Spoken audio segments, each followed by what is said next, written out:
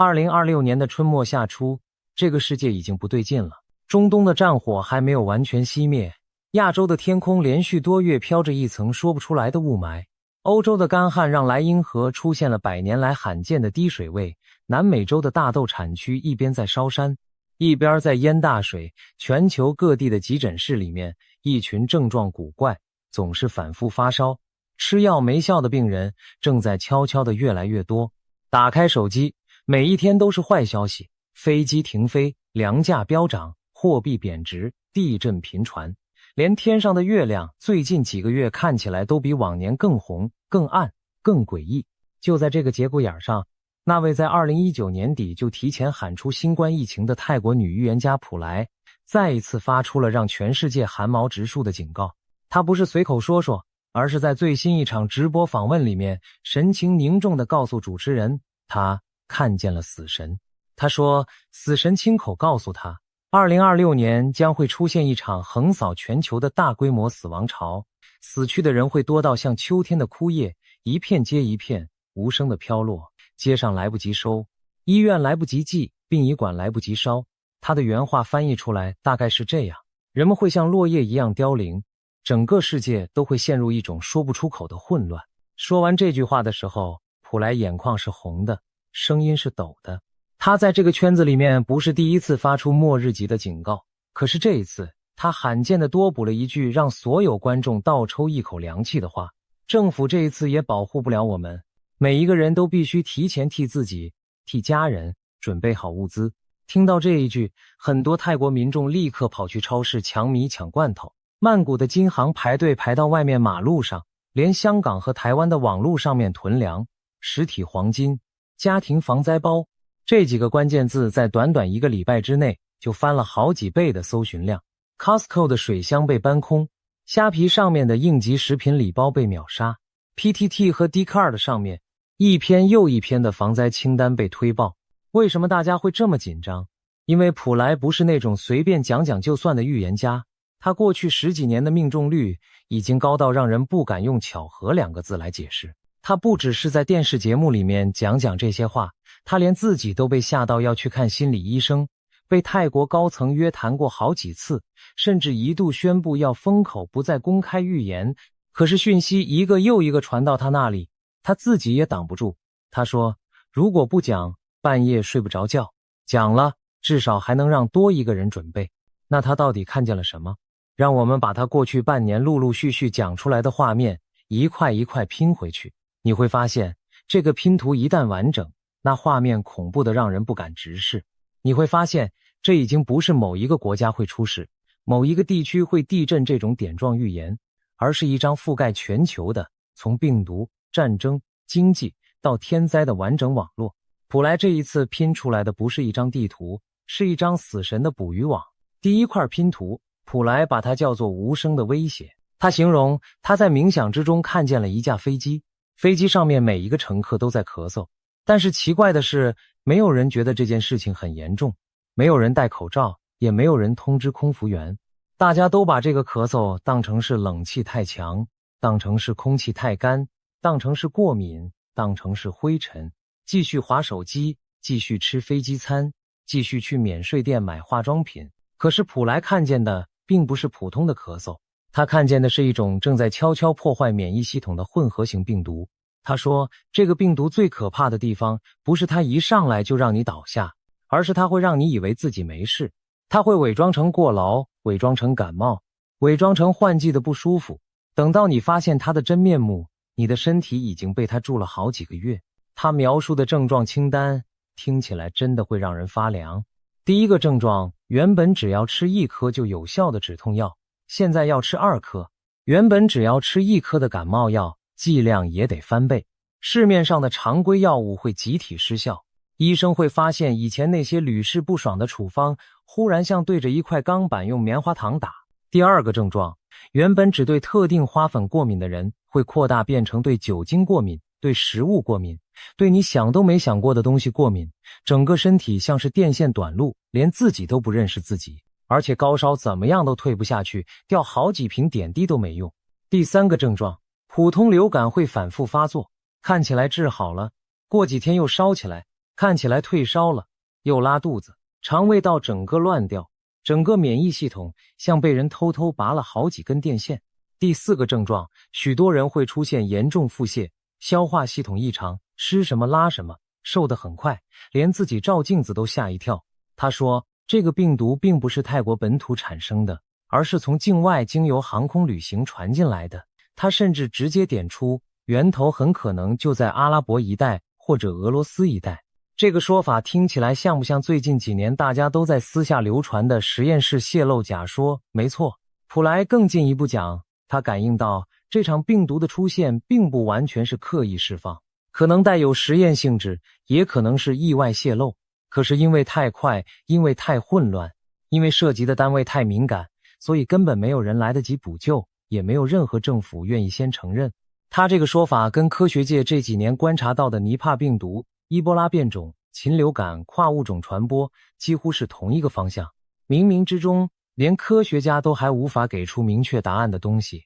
他在直播里面用几句话全部点完。更可怕的还在后头。他说，当这个混合病毒扩散开来的时候，主流媒体不会大幅报道，政府不会封城，世卫组织也不会立刻拉警报，因为这次的攻击方式比新冠更滑、更阴、更慢。它不像新冠那样让你3天高烧7天住院，它会让你以为是换季，以为是熬夜，以为是过劳，慢慢的把你的免疫系统蛀空。等你发现的时候，全家都病了，整层楼都病了，整栋大楼都病了，整间公司都病了。有的人会慢慢拖个半年才走，有的人会在某一个感冒的清晨忽然不醒。普莱用了一个非常古老的比喻，他说，就像古代人面对未知瘟疫一样束手无策，只能眼睁睁看着一个又一个亲人离开。最后他甚至感叹地说，这场病毒可能会延烧到2030年才会真正结束。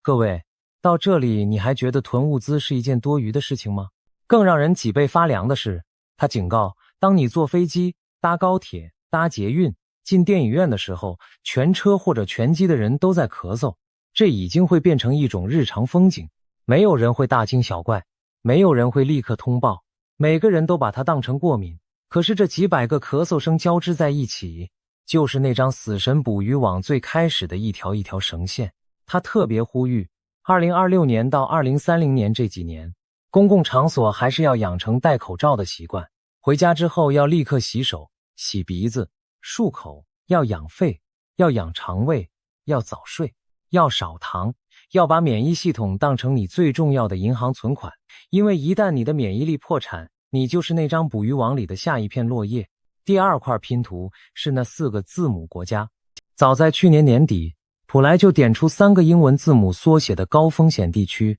HJT， 网络立刻炸开，有人猜是 Hawaii 夏威夷、Japan 日本、台湾，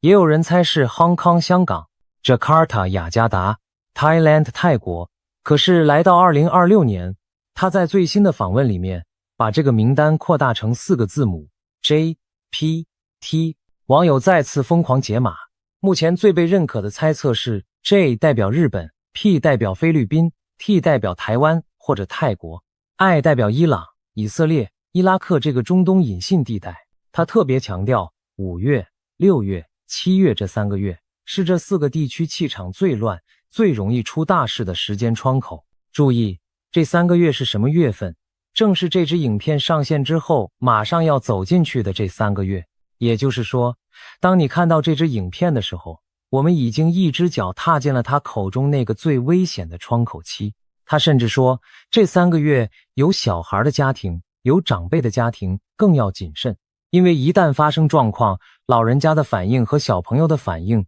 都会比成年人慢半拍，那半拍就足以决定生死。他不止一次强调，这不是要吓大家不要出国，而是要大家把该避开的时间段避开，把该做的功课做足。命运是可以被闪过去的，但是前提是你要先愿意听进这几句话。这4个字母国家的危险并不是同一种危险。普莱说， I 字头的中东国家是直接的火，也就是真实的战火，导弹、领空封锁、机场停摆。这个画面其实在2026年3月初，中东领空大规模关闭，全球航空大乱的时候已经开始一一兑现。当时多少旅客被困在转机点，多少航班一夜之间全部取消，多少货物卡在机场仓库运不出来，那一天的混乱让全球供应链都狠狠颤抖了一下。普莱说，这还只是第一个音符，后面还有完整的一首交响曲要演。J 字头的日本是地下的火，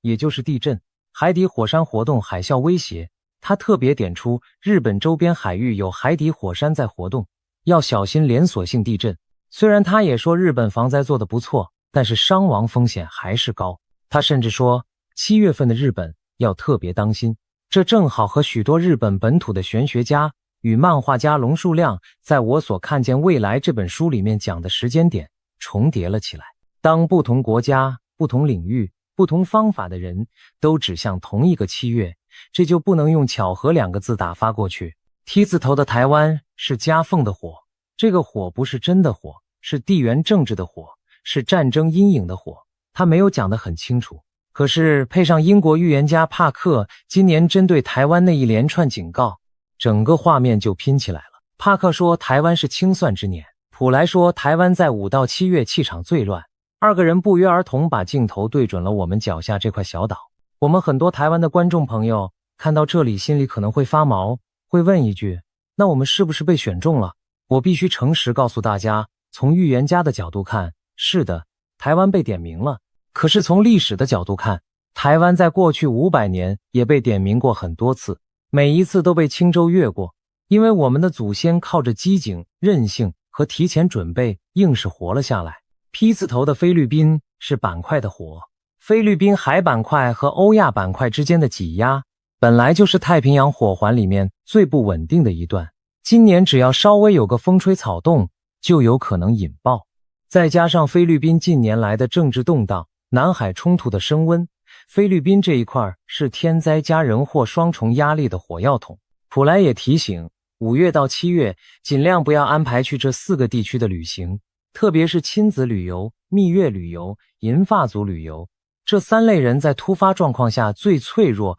各位，这4个地区连起来看是什么？东亚到中东这条轴线，我们台湾刚好就卡在这条轴线最敏感的位置。普莱说的赤马年动荡不安，动荡的中心就在我们的家门口，再加上他口中那个会传遍全球的混合病毒，会经由国际航班传入，那么这4个机场流量最大的高危地区就会变成病毒最先落脚的地方。一边是天灾，一边是人祸，一边是战火，一边是瘟疫。普莱不是随便挑了4个字母，他是把整条东亚中东的火线一刀一刀划出来给我们看。当你把这4个字母在世界地图上面连成一条线，你就会发现那条线正好就是现在地球上最热的地缘政治火药桶。不是巧合，是预言家用他的方式告诉我们，世界正在从哪里开始烧。第3块拼图叫做水火并行。普莱说2026年的天灾最诡异的特质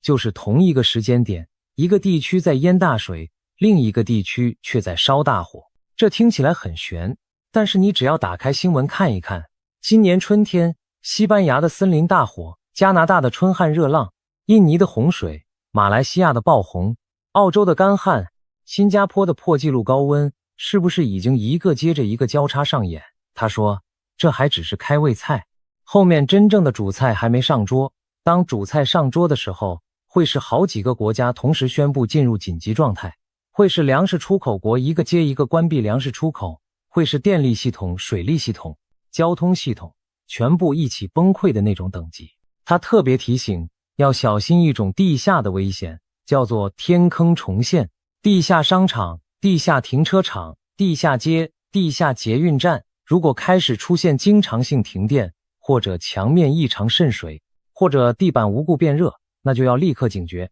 因为地底下可能正在崩。台北有大量的地下街，台中有地下商场，高雄有地下捷运，这些地方都是普莱提醒过的高风险地点，没事不要久留，更不要把小朋友放在地下游乐场待一整天。更让人毛骨悚然的是，他点明了一个英文字母 M， 他说2026年某一个 M 月会发生一场震央就在市中心的大地震。 M 可能是 March 3月，可能是 May 5月，也可能是其他 M 字头的月份，他没有完全说清楚。但是他说这场地震的震央不会在偏远的山区，而会在你家旁边的闹区。想想看，一个城市的市中心是高楼最密集、人口最密集、捷运最密集、地下管线最复杂的地方，如果震央真的在那里，那后果不需要我多说，光是想象那画面就已经让人脖子发凉。光是台北信义区一栋100层的高楼，光是高雄左营区一栋刚盖好的新建案，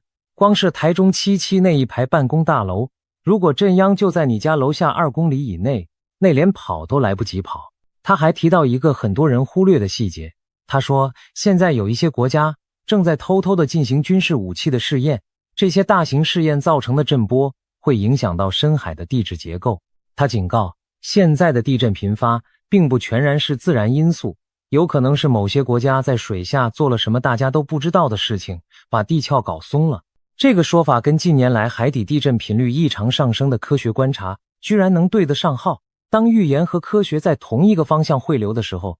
你说这一切还能用巧合2个字打发吗？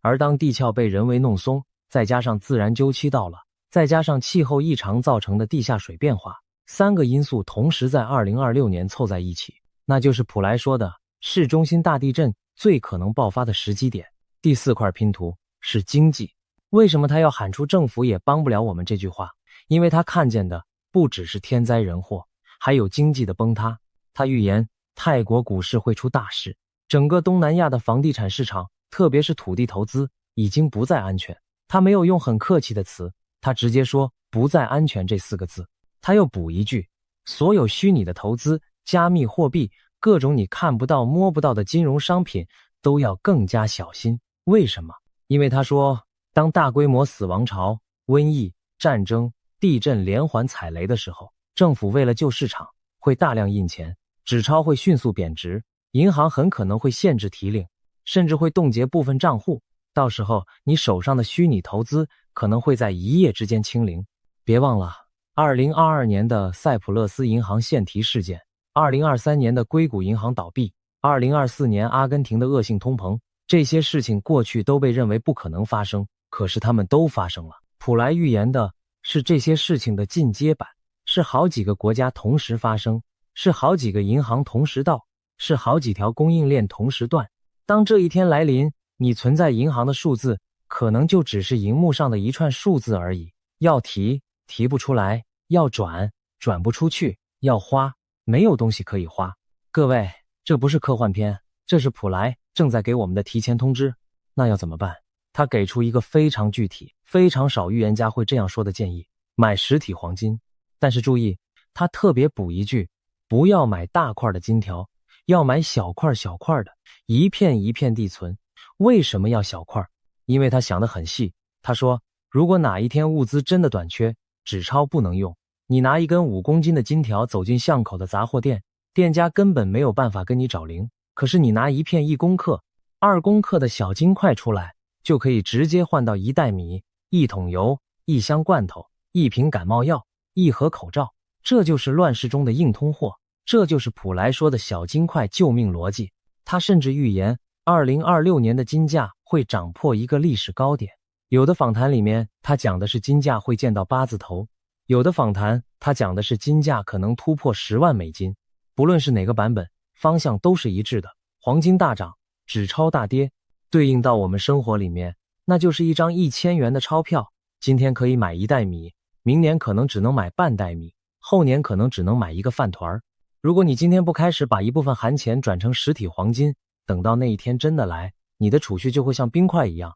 眼睁睁看着它在你掌心里融化掉。他还补了一句很特别的话，他说2026年到2030年之间，最不会被 AI 取代，而且会持续成长的行业有3个：农业、渔业、食品加工业。原因很简单，当全世界陷入混乱，吃饭就会变成最大的问题，而种田、捕鱼、做罐头的人，永远有人需要他们。他甚至预言，泰国的食品出口会在这几年大爆发，本地食物的价格会一路往上飙。如果这个预言应验，那么台湾作为一个粮食自给率不高的小岛，所有人都应该开始想，我们的下一顿饭会从哪里来？我们的下一桶米会从哪一条船运过来？我们家门口那家便利商店能撑几天不缺货？这些问题平常没有人会想，可是现在是时候开始想了。第5块拼图是战争。普莱说，2026年的战争不是只有一种，而是2种并行。第一种叫做真实的战争，看得到飞弹，看得到坦克，看得到难民潮，这部分中东已经兑现了一半。第二种叫做潜伏的战争，这个词一讲出来，连主持人都倒抽了一口气。什么是潜伏战争？他说，就是看不见硝烟的生化攻击，看不见子弹的网络攻击，看不见敌人的金融狙击，看不见对手的舆论战、认知战。这场潜伏战争没有任何国家会公开承认，可是它会比真正的战争造成更多人的死亡。想一想，当一个国家的电网被骇客瘫痪3天，多少老人会在停电的酷暑或者严冬中失温？当一个国家的金融系统被攻击，银行系统当机1个礼拜，多少人会付不出房贷，付不出医药费？当一个国家的社群媒体被认知战渗透，整个社会被切割成2边，互相仇视，多少家庭会在饭桌上吵翻？这些事情看起来都跟战争没有关系，可是普莱说，这些就是战争，只是换了一张脸。我们以为的和平，其实只是潜伏战争的另外一种形态。而他在另一段访问里面讲了一句很多人没有注意到，但是听完让人深思的话。他说，美国这个时候如果发生大规模的内乱，反而对全球是一件好事，因为美国一旦内乱，战争机器就会转向自己，第3次世界大战反而会被往后拖。换句话说，他认为当下这个世界最危险的并不是表面上的冲突，而是某些大国正在准备动手的下一步，谁能拖住谁，谁就能让人类多苟延残喘一段时间。普莱这个观点和许多地缘政治学者的判断居然是一致的。他不是学者，他是一个泰国的女预言家，可是他讲出来的东西跟智库报告对上得一字不差。说到这里，你会不会觉得普莱这次的预言跟过去那种日本会地震、明星会出意外、某月某日某地有灾难这种点状预言根本不在同一个层级？这一次他拼起来的不是单一事件，而是一张完整的灾难地图，一张从疫情、战争、地震、水灾、火灾、经济崩盘、货币贬值、粮食短缺，全部交织在一起的网。他告诉我们，这张网会在2026年慢慢收紧，从5月开始勒住所有人。可怕的不是某一根绳子，可怕的是这几根绳子会同时开始收。当疫情扩散到医院塞爆的时候，恰好战争爆发，物资进不来，恰好地震又毁掉一条主要公路，恰好通膨让你存款缩水一半，恰好停电3天让冰箱里面的食物全坏掉。这4件事如果只发生一件，你还能撑，可是普莱预言的是这4件事情会在同一周发生，这就是死神捕鱼网真正的恐怖之处。那么我们现在能够做什么？普莱很罕见的没有跟其他预言家一样只会喊祈祷、修行、念经就完事，他给出了一个让人意外的接地气的清单。第一点，尽量避开 JPTI 这4个字母国家，特别是5月到7月这3个月。如果你已经在这些地区，比如说我们台湾，那就不要在这段时间离开家太远，不要去人多的地方凑热闹，不要安排重大旅行，更不要在这段时间出国出差。能延就延，能改就改，多花一点点手续费，买的是一家大小的命。第二点，公共场所一定要继续戴口罩，不要因为新冠看起来过去了就完全松懈。肺部和呼吸系统的保健从现在就要开始做，平时就要锻炼，平时就要养肺，多喝温水，多吃十字花科蔬菜，戒糖戒酒戒熬夜。第三点，家里一定要常备饮用水、罐头、钱粮、药品、手电筒、行动电源、简易医疗包，至少要能撑2个礼拜以上，最好可以撑到1个月。请特别准备家中老人和小孩的常用药，这些东西在大规模抢购开始之后是第一批会缺货的。瓦斯炉、卡式炉、露营用的小炉子至少要有1台，因为断电的时候那台炉子就是你家的命脉。第四点，把一部分的纸钞资产转成小块的实体黄金，不是要你 all in， 是要你留一个逃生口。这就像买保险，你不希望它派上用场，但是它派上用场的时候会救你的命。一般人建议从家庭流动资产的 5% 到 10% 开始分批买，不要一次 all in。第五点，避免重压泰国股市、东南亚房地产、加密货币这类在他预言里面会崩的标的。如果你已经压了，至少要设停损，至少要分批出场，不要等到那一天才开始想。第6点，学一点基本的求生技能，会生火，会止血，会煮饭，会处理简单的伤口，会用备用炉具煮一顿饭，会看懂基本的电器常识，会在没有 Google Map 的时候找到回家的路。这些事情当太平的时候没用，当不太平的时候可以救你和家人的命。第7点，提前在脑海里面跟家人约定一个如果通讯中断的时候要在哪里集合的避难地点，第1顺位约一个近的，第2顺位约一个远的，第3顺位约一个乡下亲戚的家。第8点，定期检查家里的逃生路线，准备一个随身的救命包，里面要有身份证件、银本、现金、小金块、常用药，一只小手电筒，一个哨子，一条毛巾，一瓶水，一包能量棒。第9点，跟身边的人保持良好的关系，因为当大事真的发生，你最后能依靠的不是政府，不是保险公司，是你楼下的那个邻居，是你家旁边的那个老板，是你已经3年没有打电话的那个老朋友。社群网络才是乱世里面最值钱的资产。第10点，多多看书，多多学习，把脑袋喂饱，因为当外面的世界开始混乱的时候，脑袋清楚的人才能做出正确的判断。当然，普莱每一次预言都会强调一句话，他说，我并不是算命师，也不是占星师，我只是一个翻译讯息的人。他把另一个世界传给他的话，尽他所能讲出来。至于信不信，做不做准备，是每一个人自己的决定。在泰国的传统观念里面，有一个很有意思的概念，叫做先说破，就有机会避开。当坏事被提前说出来，公众警觉起来，采取行动，这件事就很可能不会照着原本的剧本走完。换句话说，他讲出这些恐怖的预言，并不是要吓我们，而是希望我们因为被吓到，所以开始准备，所以这些预言最后不会成真。他甚至公开说过，他希望自己这一次说错，他愿意被人笑，被人骂，预言不准，只要这一切真的不要发生。他说，他宁可自己变成那个被打脸最大声的预言家，也不希望任何一个家庭在2026年的某一个夜晚失去自己最爱的人。可是各位，反过来想，如果他讲的这些一件一件都在兑现，从中东战火到航空大乱，从股市震荡到瘟疫苗头，从天坑重现到地震频发，从药效减弱到过敏异常增加，从金价飙升到食品出口大爆发，那么我们现在到底应该选择相信他，还是选择继续滑手机假装没这件事？我们以前都笑过那些在新冠刚开始的时候就跑去囤口罩的人，后来呢，是他们在笑没囤的人。我们以前都笑过那些囤粮的邻居，后来呢，当疫情封城的时候，是他们吃的最从容。历史一再告诉我们，预言家不一定每次都对，可是准备好的人永远不会吃亏。说到这里，我自己看完他这一轮的预言之后，老实说，我并没有恐慌，但是我把家里的储水量加倍了，我把一部分寒钱换成了小块的实体黄金，我把家里的常用药从原本的1个月分量增加到3个月分量。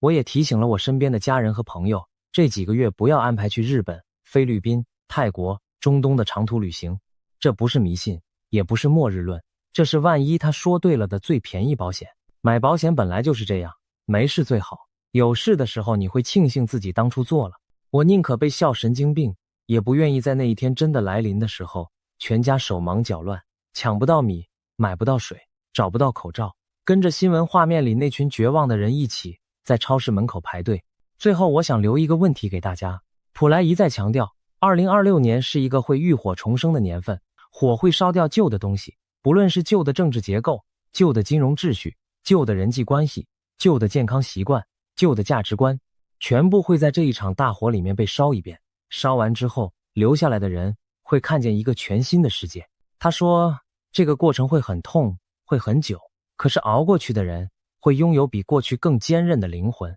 会拥有比过去更明亮的眼睛，会拥有比过去更深的智慧。火从来不只是毁灭，火也是正化，但是要从这场火里面活下来，前提是你不能傻傻地站在火的中央。那么你准备好了吗？你愿意现在就开始把家里的饮用水备足，把实体黄金存起来，把口罩重新拿出来，把该说的爱说出口，把该还的人情还清楚，把该见的人提前去见，把该道的歉提前去道吗？因为当死亡像秋天的枯叶一样大片大片落下的时候，那些已经做好准备的人才有资格去谈明年的春天，而那些还在犹豫、还在观望，还在嘲笑囤物资很多余的人，可能会在某一个普通的早晨醒来，才发现自己已经被困在那张网的最中间，前后左右都没有一条路可以走。